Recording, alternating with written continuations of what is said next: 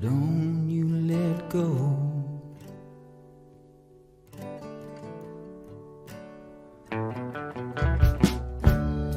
When it feels like you won't win, 'cause you got nothing left to lose.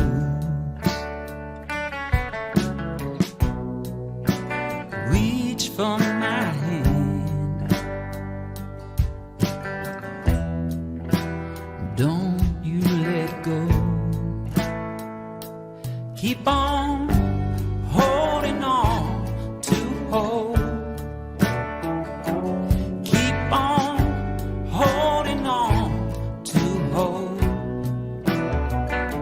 Let it be your light in the shadow of the night. Hey, we're here in, plug your computer in. Oh, it's just saying it's got power. That's right. So we're here in Tamborine Mountain, and we've got here someone that I've never met, but everyone's heard of him. But we'll start with you. Yeah, my name's Michael. I'm Paul's brother. And I'm Paul. I was the one that had the big black truck down at on the Freedom Rally. Yeah. Nice to meet everyone. Now,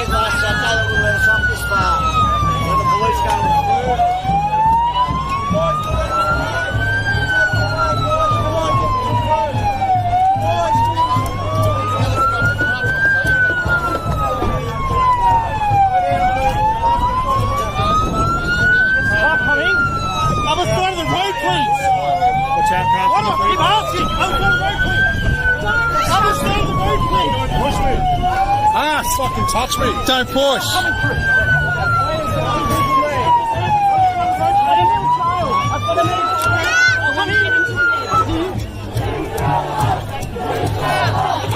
Attention.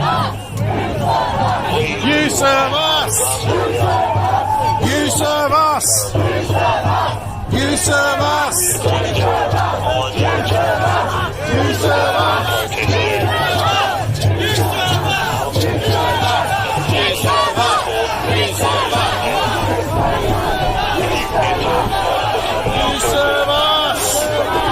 This is our house.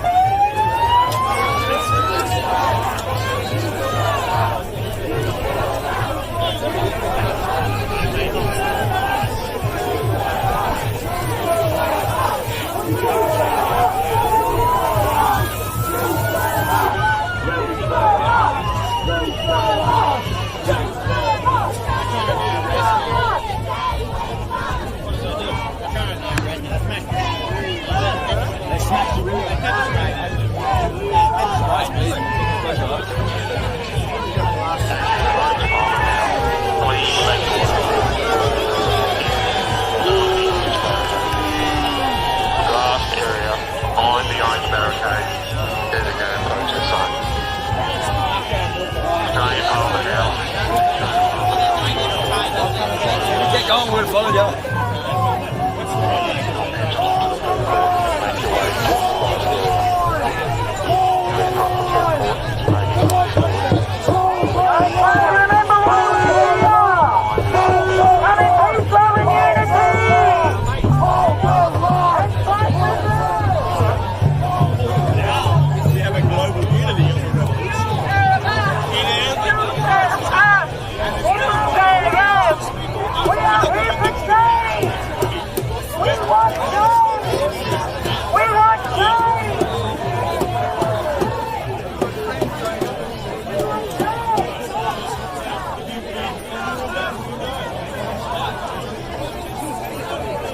I was there when that happened. I had the truck come up. I saw the police break the windows and the pepper spray and all the nightmare that went on. But let's just hear it from your point of view, because I know you've done a few interviews, but let's just hear it. From my point of from view, just what happened, how you ended up there with the truck.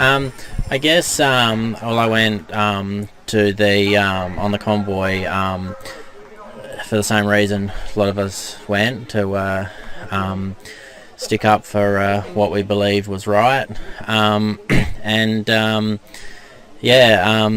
I had no intentions of getting myself into this sort of mess.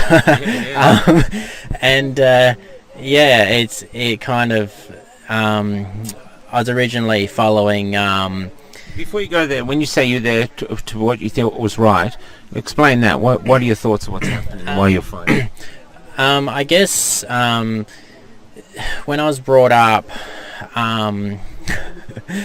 the country was just different. Like, there's people sort of, put other people first, and I was brought up with a big sense of what was right and wrong, I guess, and you looked out for each other and where the country went, and the way the country has been going has not been in the best interest of the people at all.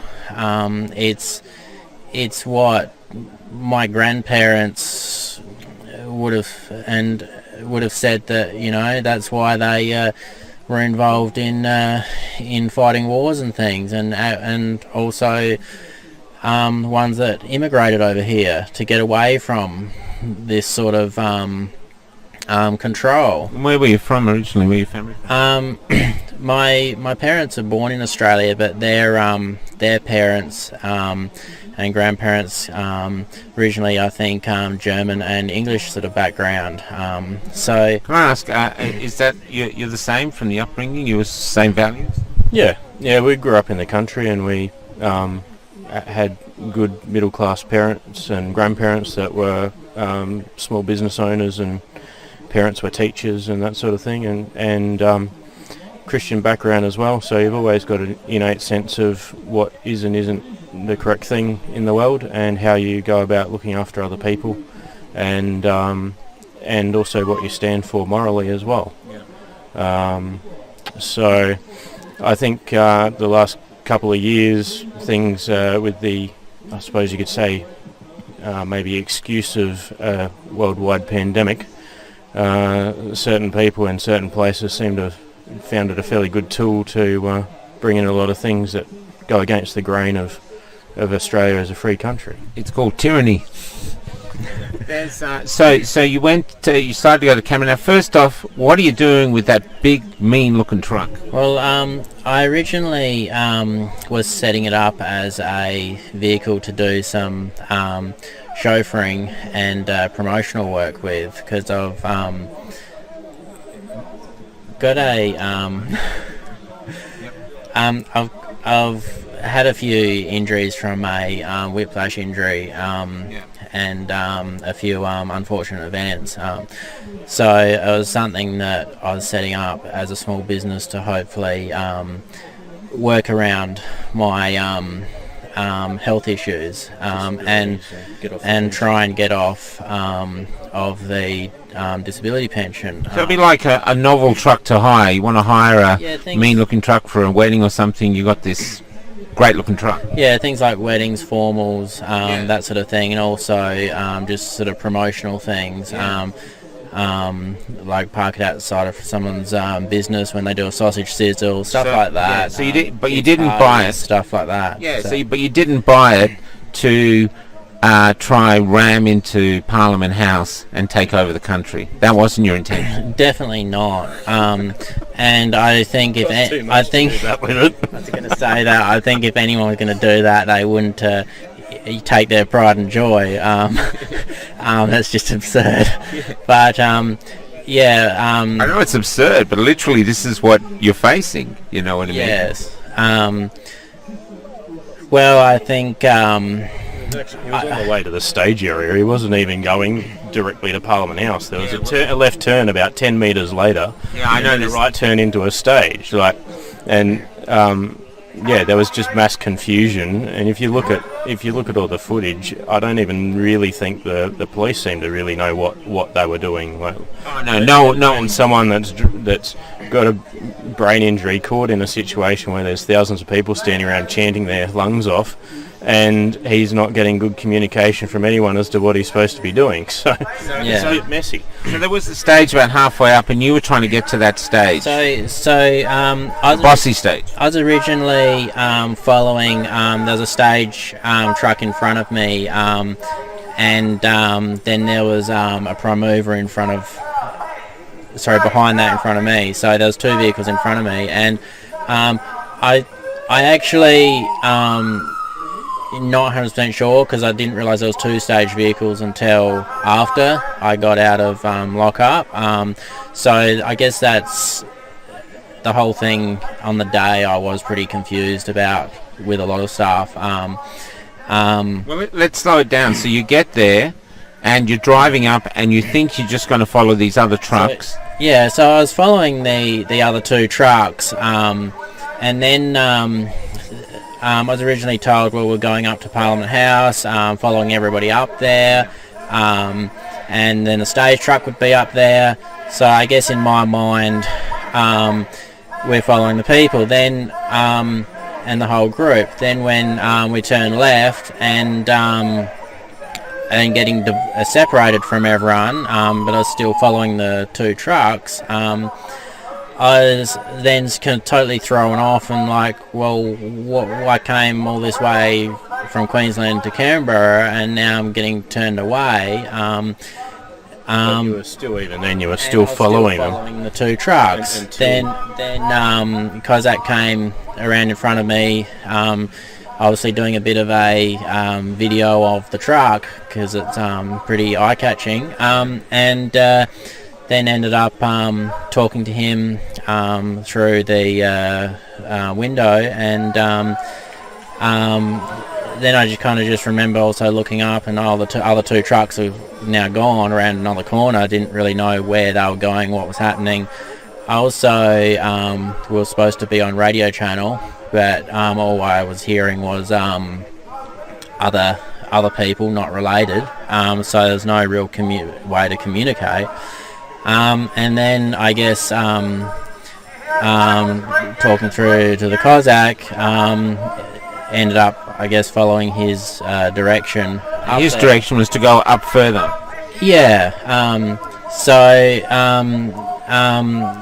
Ended up pretty much a lot of the time when I was driving, I was, saying, where do we go? What do I do now? And I was just sort of, questioning the whole sort of time, because he was on the side of the truck. Then when we got up the top, I guess the whole crowd was pretty supportive and of that, I guess, and all chanting me to directing me. Well, I was there when the truck came around. I mean, it was a pretty impressive sight. I was right up at that line, and suddenly this truck turns up, and so that's what I saw. So yeah, the fortunate thing was that he understood from what he'd been told before they left on the march that they were supposed to be going up that way and continuing around to that top stage, and that's what he had in his mind. So he didn't realise that there was anything untoward occurring. Otherwise, he wouldn't have even said, "Yeah, let's go up there," because he was trying to keep out of strife, not get into it. And even though the truck looked aggressive, I can concur that the truck looked aggressive, but he weren't doing anything aggressive. He just turned that corner. And simply had freedom written all over it. I mean, there's nothing aggressive about freedom. I mean, there didn't used to be. And then I was trying to ask The Cossack? when there was a bit of confusion of going left, right, up the top, I was trying to clarify what happened if I, where's that going to take me, what's going to happen, and people just walked off and wouldn't answer my question, and so I was then didn't know really what I was doing, and then just followed the direction I was, I guess, basically by the crowd and the Cossack. And it probably didn't help also the night before that at Camp Epic, I was helping with the kitchen, and I went to the supermarket to get a pile of bread, and then it took me an hour and a half to get back in the grounds because police seemed to be turning people away, even though all my vehicle and belongings was in there. So it's a kind of all, I feel like, a difficult, confusing situation, probably for somebody that that was the first event Convoy had been on as well. Well, the thing was, it was unprecedented. No one knew what was happening. It was forming it was spontaneous. There was no real leaders. There was bit leaders here or there. The camp was just forming like this incredible gathering of guardians, of people wanting to fight for freedom. Yeah. And the cops didn't know what to do with it, and there was lines. There's talks of 40-minute traffic jam of people trying to get into the thing, or 40 kilometres long. You hear all these stories. But let's get back to the thing. So you turned the corner, and I was there when suddenly the police attacked the truck. What happened then? Yeah, I guess, they just next minute windows smashed, and I put the air brakes on, and then I got hands coming in trying to turn the air brakes off. So then I'm fighting hands that have off the air brake. That's like a big push button switch on the dash, and then I to explain that, the air brakes, it's an automatic truck that weighs 6.5 tonne, not necessarily on flat ground. So if the only way to stop it rolling once it's up, not in in running is to engage the air brakes, which lock the brakes on, which is what every truck has to do. So if you don't lock the brakes on, you're a sudden risk to people around you. So it could have rolled either way. I'm not unable to stop. Or if I end up with my foot off the brake, then it would have, been like an automatic car, how it slowly moves forward or goes forward under its own sort of power. So what? Just to clarify up to this point, we've got you were going to go to the stage. I thought I was still heading around to where the area was that we were originally meant to go. I'm still confused because obviously I didn't actually get to walk around that area because I was taken away. So I'm still confused of the whole layout of the whole area, and apparently I found out there was 2 stages and so on. So, but just to clarify back for idiots like me, so you meant to say to take an earlier turn where the other trucks went, and you went up, driven, sort of motivated by Cossack. You went up to the front line basically. And now the police, from what I'm saying, the police see this massive truck with Cossack hanging off it. And think there's like some sort of attack, where in actual fact, I don't even think that. Oh, but they. I think there was two Really sides. trying to see it from the police's point of view. I think there was 2 sides. I think that that there was one half of the police that were actually knowing, okay, this is a peaceful, friendly protest, and I think there was the other side that just wanted to get their marks, if that makes sense. It makes sense, believe me. We're looking at some of the footage last night, and there's multiple times where police have been pretty brutal to people on that day. Far more aggressive than any of the protesters. So let's go back to what happened when they got in, because we heard things that you had your arms broken and stuff. So what actually happened once they got in? This is to quell the rumours, okay? Yes. What actually happened once they got in? So, can we pause it a second? Probably not. So coming up here, there was rumours you got attacked, but those rumours weren't true about getting your arms broken. They weren't true.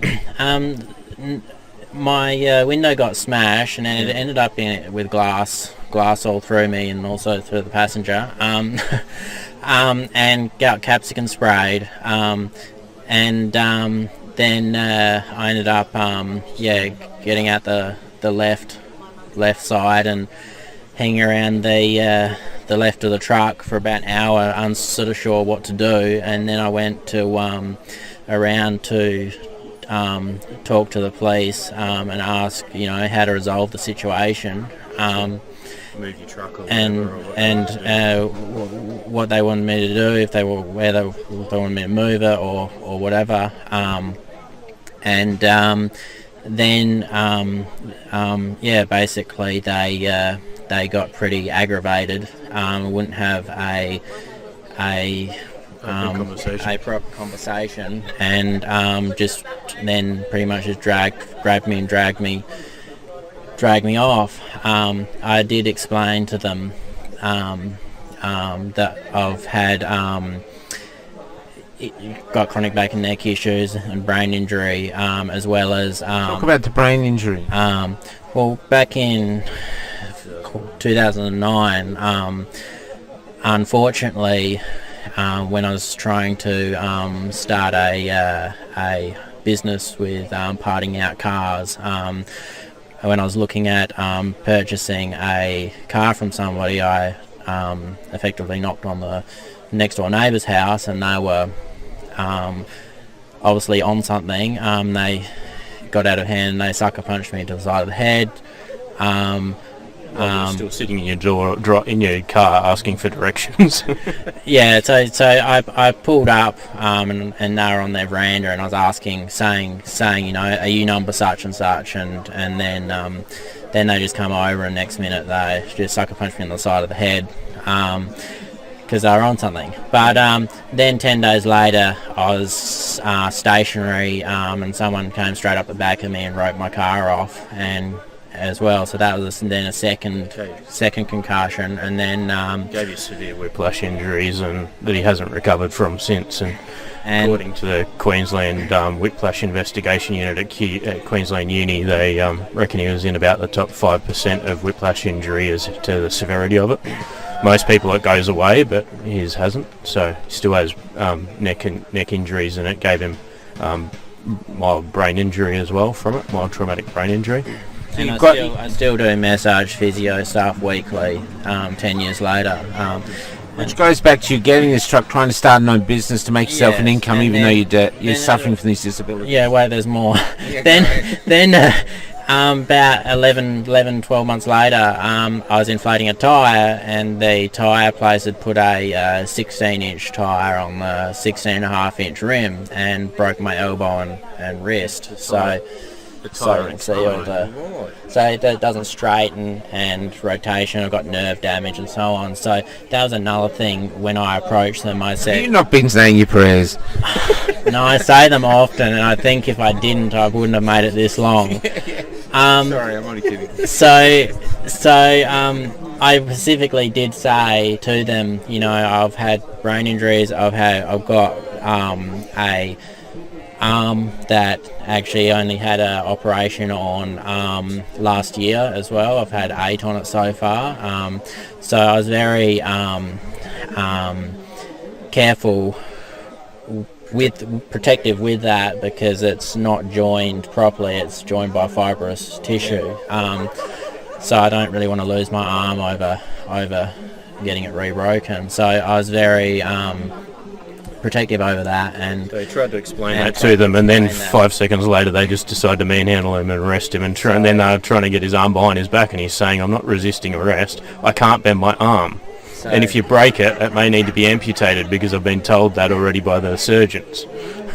So I was not I was trying to be compliant, but I was trying to explain that they can't just grab my arm and twist it around like they like to do, and even if someone doesn't have a broken arm. So yeah, then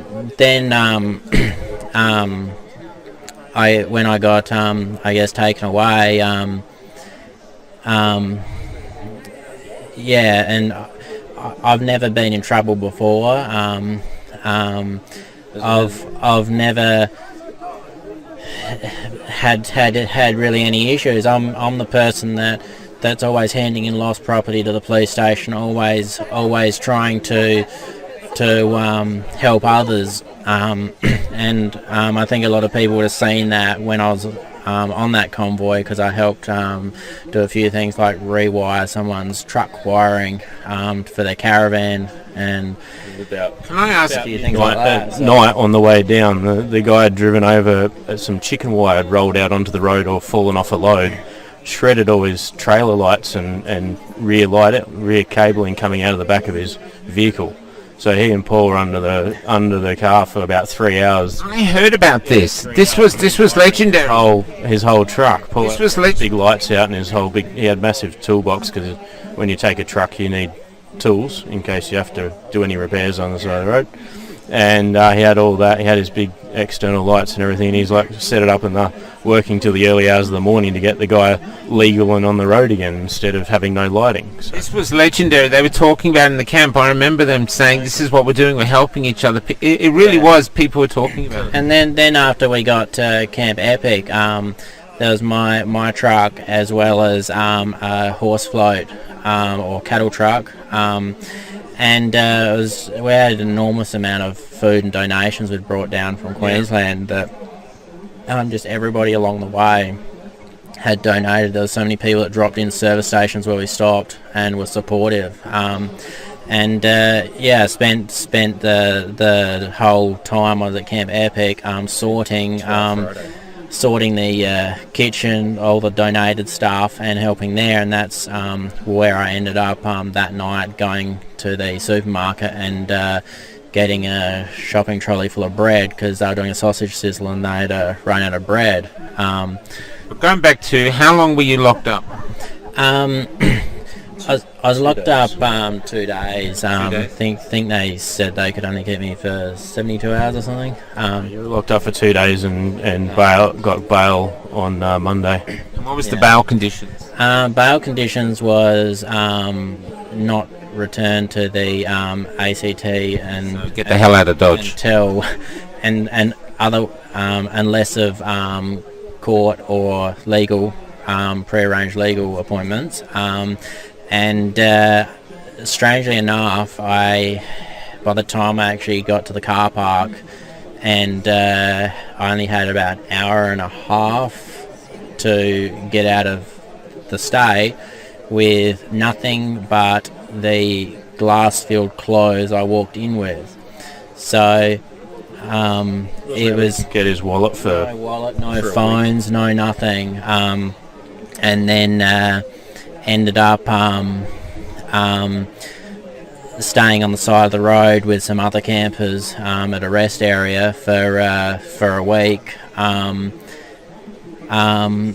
waiting to hear from a lawyer whether I could get my wallet and personal possession or any Medication. and things like that, so I could actually go home. Can you go back?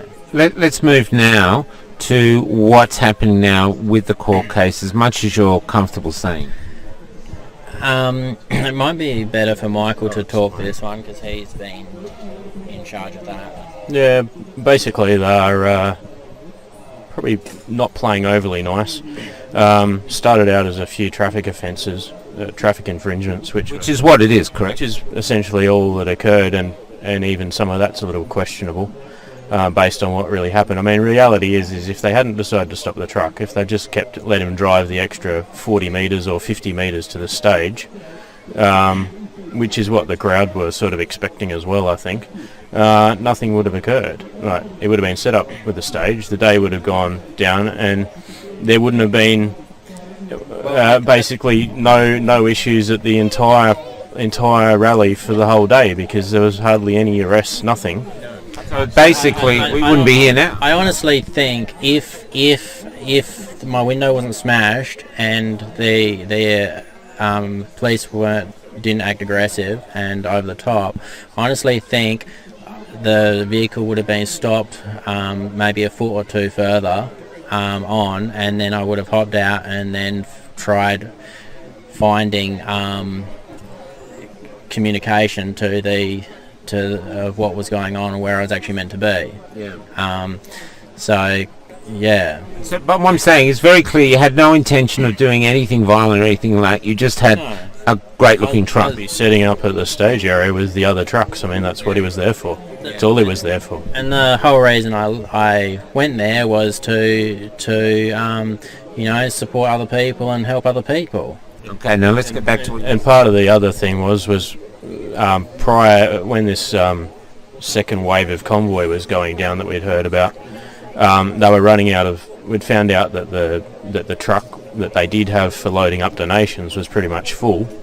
He had a big truck. There weren't many truckies that own their own trucks anymore. So as much as there were a lot of truckies going on down on the Convoy, most of them were driving their family car because they don't have their own truck or couldn't afford the fuel. So we'd heard a heap of people, and a few of the groups were trying to get donations down there from the Gold Coast. So he didn't have the money for fuel to get down. So he put a message up on one of the Facebook groups for the Convoy, and about an hour later, someone from further down south messaged and said, "Oh, can I donate towards your fuel? We've questioned how much, so we can start getting a running total to see whether we can do it." And they said, "Oh, we'll pay the whole lot. My business has been affected by all the mandates and everything, and I can't go, but I'd like to help support it." So they, within half an hour, put $1,000 into his account for fuel. And then we got the word out, and about 4 people came and dropped off bootloads of groceries, and we pretty much filled nearly filled the back of the truck with groceries and foodstuffs and other donations that people on the Gold Coast wanted to send down, because apparently there were so many people down there that some of the supermarkets were running low on certain foods. And the inside of the truck was pretty packed as well with stuff as well. Yeah, he had it pretty well loaded up. And then on the rest of the route, the other truck was completely full by then, and he loaded as much as he could into his truck. So Let's go back to trying to help out and support what seemed to be a reasonably decent cause that was all above board. So let's go back to what they're charging him with now. Oh yeah, okay. So they start off with a few traffic offences, and then that seems to have gradually expanded and grown. So almost 2 months after the event, they ended up, I don't know for what reason they might give, but they ended up adding a couple of fairly major charges to it, which again, like a lot of it, seemed to be reasonably out of context. Certainly not what was happening, and but it's just stuff to inconvenience the situation, run up costs, and make it impossible for him to get his truck released, which should have been released out of a 3-month inbound. If they'd even kept it for the 3 months, it would have been out in early May. It's holding up a small movie production that's on the brink of having to go bankrupt, basically, because they had cast the truck in the movie. I could see it'd be a great move truck from. It's a kids movie, so the problem is the age of the kids. They are kind of hitting their growth spurts and stuff like that. That's one issue. The other issue is it's all mostly mum and dad investors, so it's not something. It's hopefully going to be a big hit, but it's not something that has big budget, big pulling power, if that makes sense. You can't just go and get another one of these trucks and make it look the same, because there isn't another one like it is pretty much the only one in Australia. So it was custom built. Can I ask now though, what I know you're looking to not get that, trying to get the truck back, but what's he actually facing?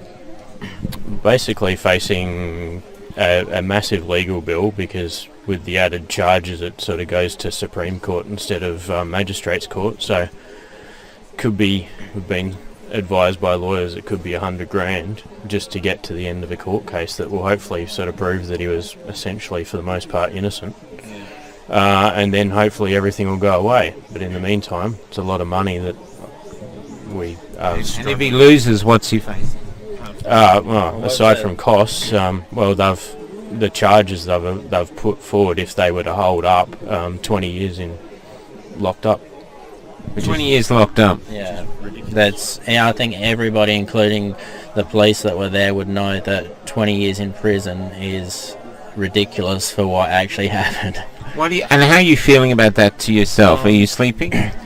I know I might look like I kind of laugh about it at the moment, but it's just like I just can't comprehend how insane charges like that are for. You were there. It was generally just a mistake. What you saw doesn't meet the punishment. No. I don't think at all. So yeah, it's very stressful, and pretty much I really struggle sleeping. My sleeping pattern has probably been 3 to 5 a.m. More nights, because I feel like everything is just stressful. My brain won't switch off, and I pretty much feel like I can't get to sleep till I'm pretty much exhausted, and I really got a lot more anxiety. I pretty much just stay confined to my room all day and night. That's the sad truth. Can I ask? Sorry. I really don't enjoy.